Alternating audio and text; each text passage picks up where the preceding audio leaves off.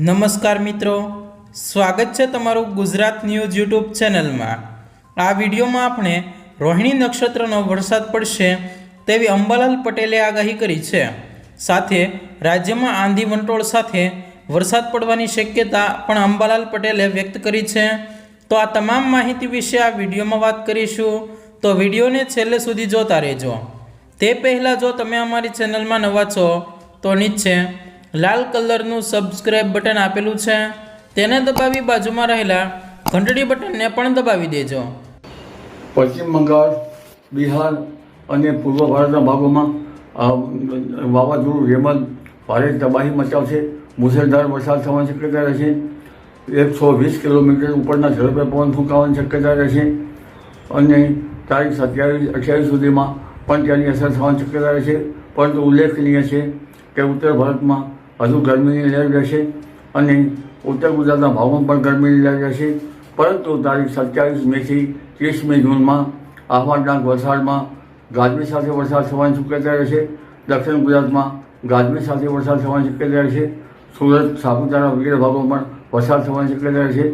ભરૂચના ભાગોમાં પણ વરસાદ થવાની શક્યતા રહેશે। દક્ષિણ સૌરાષ્ટ્રના ભાગોમાં પણ ગાજવીજ સાથે રોહિણી નક્ષત્રનો વરસાદ થવાની શક્યતા રહેશે। જામનગરના ભાગોમાં પણ ગાજવીજ સાથે અને કોઈ ભાગમાં રોહિણી નક્ષત્રનો વરસાદ થવાની શક્યતા રહેશે। સૌરાષ્ટ્રના અન્ય ભાગમાં પણ ગાજવીજ સાથે રોહિણી નક્ષત્રનો વરસાદ થવાની શક્યતા રહેશે। તારીખ 26, 27 અને 28માં આંચકાનો પવન જોરદાર રહેશે।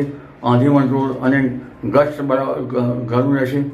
પરંતુ તે પૂર્વે જોઈએ તો હવે ધીરે ધીરે ગરમીમાં ઘટાડો થતો રહેશે અને 8મી જૂનમાં અરબ સાગરમાં ડીપ ડિપ્રેશન બનશે, બંગાળ ઉપસાગરમાં પણ ડીપ ડિપ્રેશન બનશે અને 8 થી 14માં ક્વચિત લગભગ વાવાઝોડું ચક્રવાત થવાની શક્યતા અરબ સાગરમાં બની શકવાની શક્યતા રહી શકે છે।